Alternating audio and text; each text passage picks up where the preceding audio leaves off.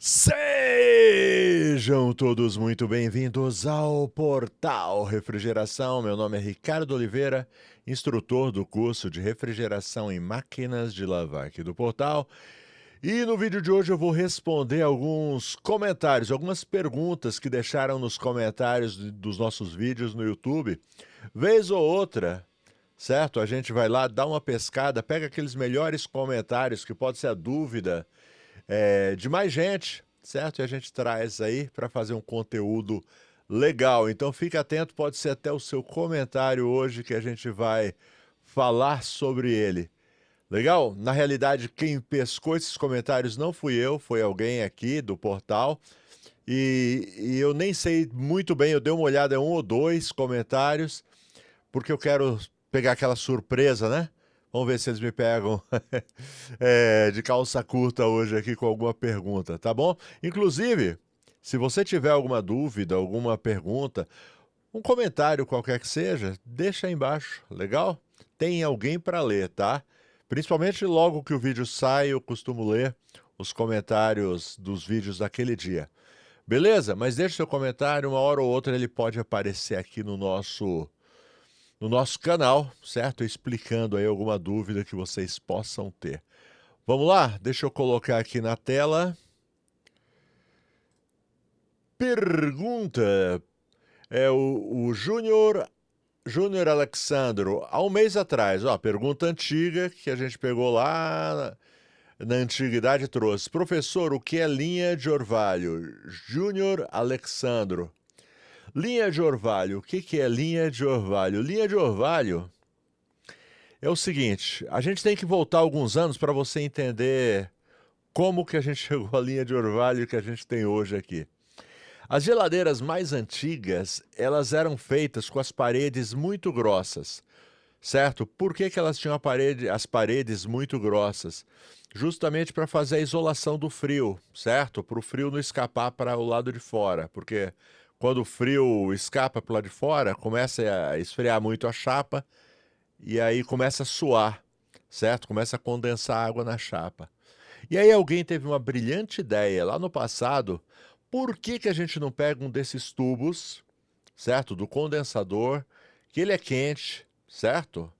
E a gente passa em volta da porta e assim a gente consegue estreitar as paredes da geladeira e aumentar o espaço interno. Então repara, por exemplo, se você pegar uma geladeira aí dos anos 80, 70, você vai ver que a geladeira era mais ou menos do tamanho de uma geladeira de hoje, só que o espaço interno era bem menor, porque as paredes tinham que ser largas. E aí, depois que inventaram, aí alguns chamam de linha de orvalho, tem outros nomes, pré-condensador, tem outros nomes bem bonitos, bem interessantes, mas é a mesma coisa. Por que linha de orvalho? Para evitar que forme aquele orvalho, que molhe, que soe ali em volta da porta, tá? Por isso é que ela chama de linha, é chamada linha de orvalho. Então, a linha de orvalho, na realidade, ela trouxe uma solução, aumentou bastante o espaço interno das geladeiras. Hoje as paredes da geladeira são muito finas, graças a essa tecnologia, essa mudança que houve no passado. Porém, trouxe outros problemas, porque de vez em quando a linha de orvalho ela pode apresentar vazamento. E se for o caso, não tem como você reparar o vazamento na linha de orvalho. Aí tem aquelas soluções tecnológicas e criativas, como por exemplo, eliminar a linha de orvalho, certo? Se um dia você precisar eliminar a linha de orvalho, é possível? É. Só que você tem que avisar seu cliente que a geladeira pode começar a suar a parte de fora. Beleza? Vamos para a próxima pergunta. É o Cunha Viegas, 9917, há 2 semanas. Qual o tempo para fazer o vácuo numa geladeira ou freezer? Ok? Ó, na realidade, o Cunha Viegas, 9917, a questão do vácuo não se mede em tempo, embora tenha um tempo mínimo que você deve deixar, tá bom? A questão do vácuo é a partir do momento que sua geladeira atingiu o nível de vácuo necessário, certo? E aí você pode usar um vacômetro, você pode usar também até um manifold analógico, não tem problema, tá? Atingiu o vácuo ideal, você deixa por pelo menos 30 minutos, tá certo? É o que é recomendado, por exemplo, pela Embraco. A Embraco tem um tutorial de troca de compressor em que eles recomendam, após atingir o ponto de vácuo, deixar pelo menos mais 30 minutos. Legal? Quando a gente fala de bomba de vácuo, deixa eu até falar um pouco aqui a respeito. Quando a gente fala de bomba de vácuo, eu sempre recomendo não fazer vácuo pelo rabicho. Tem ainda técnico, principalmente técnico das antigas, que não dão o braço a torcer e não compra uma bomba de vácuo.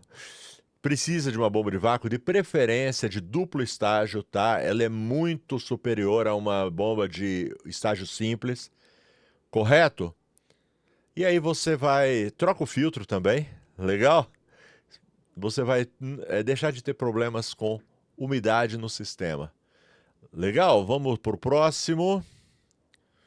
Próxima pergunta, deixa eu colocar aqui na tela para vocês.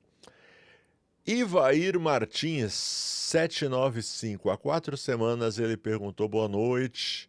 O que seria quando sai água pelo capilar? Caramba, o Ivair. Eu não sei se eu entendi, tá bom? Essa foi uma das perguntas que eu tinha visto antes. Eu falei: caramba, eu deixo essa pergunta ou não deixo? Vamos deixar a pergunta do Ivair. O que seria quando sai água pelo capilar? Eu não sei se eu entendi, se você está dizendo sai água de dentro do capilar ou se é água por fora do capilar. Então, primeiro, não pode sair água do capilar, tá bom? Não tem como, certo? Isso aí significa que seu sistema está todo entupido. Entupido é contaminado, certo? Então eu quero pensar o seguinte, que você está falando do lado de fora do capilar, certo? O capilar está ficando molhado. Provavelmente, quando está acontecendo isso, pode ser ou uma obstrução, tá certo? Que talvez esteja condensando, mas aí não seria só água. Ele talvez congelasse, tá bom? Acontece também, às vezes, a parte do capilar que está mais próximo do evaporador, ela pode, por proximidade, ela esfriar e começar a condensar água também. Então eu não sei em que outras circunstâncias poderia sair água pelo capilar. Tá bom, Evair? Então, rapaz, eu precisava saber um pouco mais da onde está saindo essa água. Que água é essa que está saindo? Ou de repente você abriu o capilar e começou a sair um jato lá, você pensou que era água e é gás, certo? Então, não ficou muito claro a sua pergunta. Beleza? Vamos para o próximo. Próxima pergunta. Francisco Fábio de Oliveira, 5032. Bom dia. Fazer limpeza com compressor usando 141 dá certo? Fazer limpeza com compressor. Presta atenção, essa é a palavra-chave. Usando 141 dá certo? Francisco Fábio. Opa, eu não coloquei a pergunta dele? Deixa eu colocar aqui. Vou ler de novo. Bom dia. Fazer limpeza com compressor usando 141 dá certo? Francisco Fábio, não. Não dá certo, tá bom? Não deve fazer limpeza utilizando o compressor. Para fazer limpeza, o correto é utilizar nitrogênio, tá bom? Nitrogênio. Compressor de jeito nenhum, certo? O compressor, quando você liga ele, você começa a pressurizar o sistema, o que vai acontecer é que você vai estar jogando ar atmosférico dentro do sistema. O ar atmosférico, primeiro, ele tem umidade, correto? Tem umidade, essa umidade vai prejudicar. Então, você está fazendo a limpeza com 141B, mas está jogando umidade para dentro do sistema. Não faz sentido, embora tem muita gente que faz isso daí. Segundo lugar, você também está jogando oxigênio. Ar atmosférico está cheio de oxigênio, certo? É o oxigênio que a gente respira. Esse oxigênio, quando você joga para dentro do sistema, ele pode oxidar as peças do seu compressor, certo? As peças do seu compressor, ela não têm um tratamento contra a oxidação. Por que então que eles não fazem as peças com tratamento contra a oxidação? Porque não precisa, porque o sistema não tem oxigênio. Mas aí você jogou oxigênio, então você pode também danificar o compressor. Eu já consegui recentemente Eu estraguei um compressor meu aqui em aula, tá bom? Fazendo testes, mostrando, certo? Aí eu fiz um teste fazendo vácuo com o compressor e deixei ele guardado lá. Da outra vez que eu fui usar ele para fazer uma outra aula, acabou que o bicho estava todo travado, certo? Então, não faça, é, não faça limpeza utilizando o compressor, tá bom? Deixa para a próxima pergunta aqui. Vamos lá. Essa é bem legal, tá bom? Essa é bem legal. Fiz questão de colocar ela aqui, ó. O Lalas Cortez. Lalas Cortez. Professor, bom dia. Estou com 50 anos. Acompanho o seu canal. Já tem um tempinho. Queria saber, será que eu consigo aprender com seu curso? Parabéns pelo trabalho. O Lalas Cortez, 50 anos, tá um garotão ainda, Lalas. Consegue sim, consegue aprender. Tá certo? Eu tenho vários alunos, em todas as idades, tá bom? Tenho aluno muito jovem que pergunta: será que eu sou muito jovem para começar na profissão? Tem outros de meia idade, tem o Lalas garotão aí de 50 anos perguntando. Aprende sim, eu tenho vários alunos. Tenho alunos com mais idade que você, Lalas. Faixa de 65, 70 anos. Eu tenho um aluno de 70 anos, ele comprou o curso comigo. Só que ele falou: não vou sair para consertar. E aí ele chegou e bolou um negócio. Sabe o que ele fez? Ele tinha um espaço lá na casa dele, uma espécie como se fosse uma garagem. E aí ele começou a comprar equipamento, máquina de lavar, geladeira, arrumar e revender. Primeiro, ele estava ocioso, ele é aposentado, ocioso, não aguentava mais ficar sem fazer nada. E aí começou a capturar, certo? Procurar geladeiras estragadas, máquinas de lavar estragadas. Arrumava, deixava linda, bonitona. Ele muito talentoso ali, né? Aprendeu rapidinho. E aí ele tem agora o que fazer e está ganhando um dinheirinho legal. Tá bom? Outro dia ele me mandou a foto do espaço dele, muito legal. Geladeiras de um lado, as máquinas de outro. E ele sentado lá, né? Conversando, vendendo, comprando, certo? E ganhando dinheiro. Então tem muitas formas, dá sim, tá bom? Dá sim. Eu começaria imediatamente, tá bom? Não fica adiando o sonho, não. Não adia o sonho que a vida passa. Tá? Mesmo você, ó. Se você é muito jovem, não é jovem, não, demais. Começa cedo. Ah, mas já passou do tempo? Não passou do tempo. Começa agora. O dia é hoje. O momento é agora, tá bom? E para isso, tem o nosso curso aqui. Tá legal? Tá a fim de fazer um bom curso de refrigeração, conserto de máquina de lavar, controlador digital. Eu estou deixando os links aqui embaixo. Portal Refrigeração. Vem aprender comigo, tá bom? Mesmo que você não saiba nada, porque a gente começa do zero absoluto e aí vai evoluindo até que o nosso aluno se torna um profissional altamente qualificado, certo? E você que já está no ramo, você já é técnico, mas sente que precisa se aperfeiçoar, se atualizar, vem para o portal para você também. O valor é muito, mas muito acessível. Muitas vezes no primeiro atendimento você recupera o valor que investiu. Certo? É isso aí.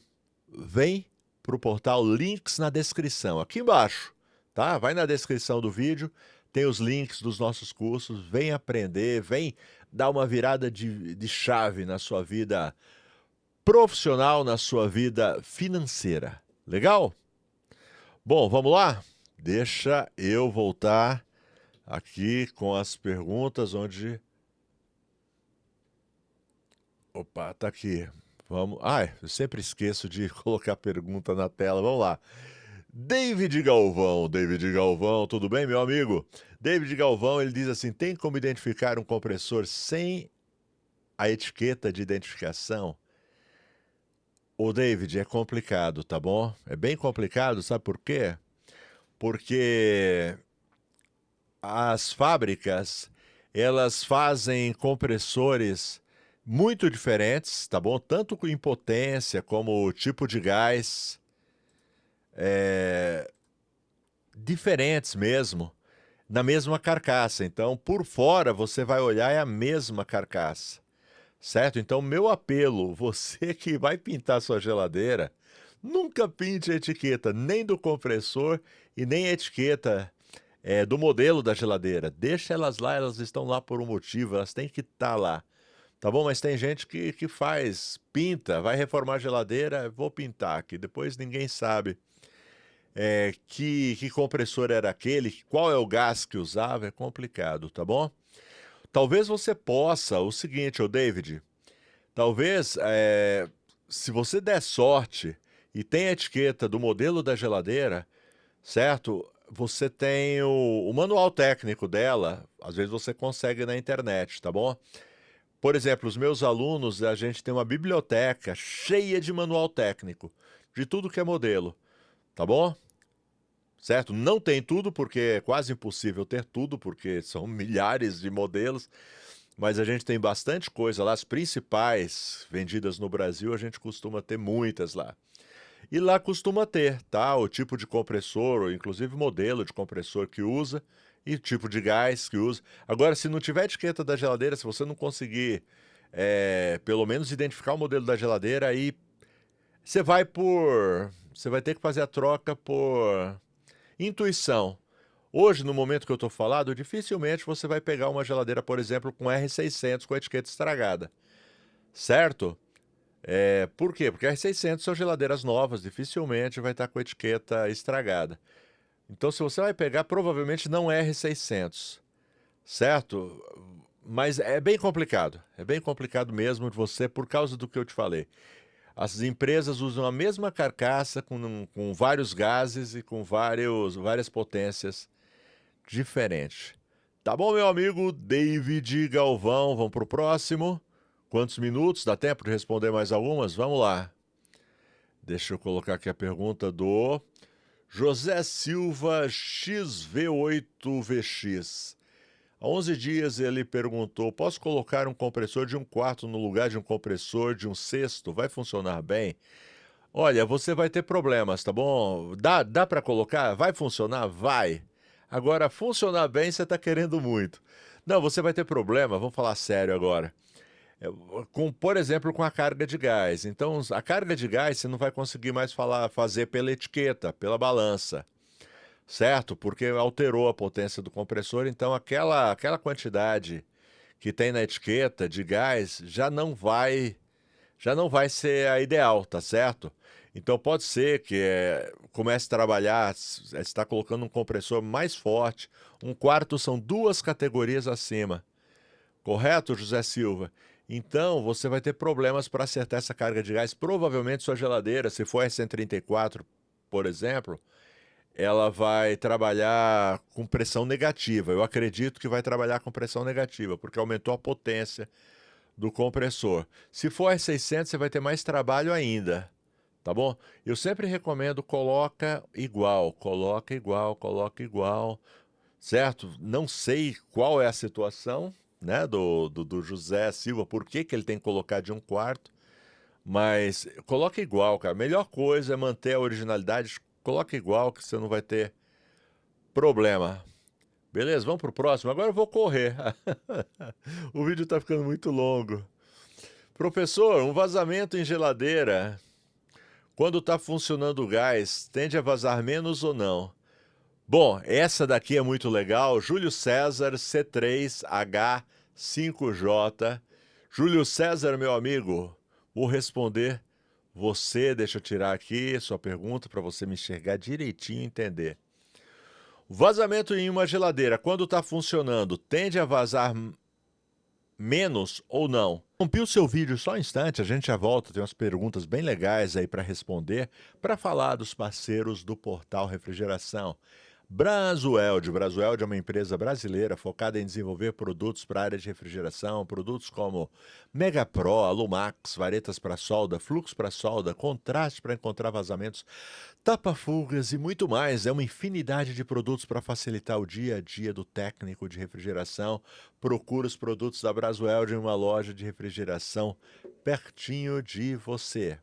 E a Elite? Elite é uma empresa que desenvolve ferramentas com muita tecnologia, ótimo custo-benefício. Elite é uma marca da Samatec. Entra no site da Samatec, clica na aba de ferramentas. Eu recomendo que você vá com bastante tempo, porque tem muita coisa legal, coisa que você nem sabia, ferramentas que você nem sabia que existiam e que estão fazendo muita falta na sua maleta. Valeu? Muito obrigado aos parceiros do canal. Continua aí, vamos ver qual é a próxima dúvida. E aí aquela bela resposta que eu não gosto, ninguém gosta dessa resposta, depende. Depende de onde é o vazamento. Por quê? Pensa no sistema de refrigeração. A gente costuma dividir o sistema de refrigeração em dois: linha de alta e linha de baixa pressão. E aí você pergunta, funcionando vaza mais ou menos? Certo? Por isso que eu disse depende. O que acontece, por exemplo, quando a geladeira está desligada? Então, dentro da geladeira tem uma pressão, tem um gás lá dentro, sob pressão, correto? O gás ele tem pressão. Quando ela está desligada, o que acontece? A pressão equaliza. O que quer dizer equaliza? A pressão equalizada, ela está igual, tanto na linha de alta como na linha de baixa pressão. Entendeu? Está igual. Então, nesse caso, se o vazamento for na linha de baixa, tende a vazar mais rápido. Entendeu? Agora, se ela estiver funcionando, se a geladeira estiver funcionando e o vazamento for na linha de baixa, o que acontece quando ela funciona? A pressão na linha de baixa cai, certo? E a pressão na linha de alta sobe. Como o vazamento está na linha de baixa, então vai vazar mais devagar, até chegar a zero. Quando chegar a zero de pressão aqui na linha de baixa, para de vazar.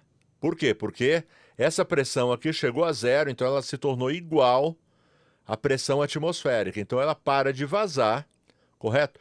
Só que cada vez que desligarem a geladeira, o que acontece?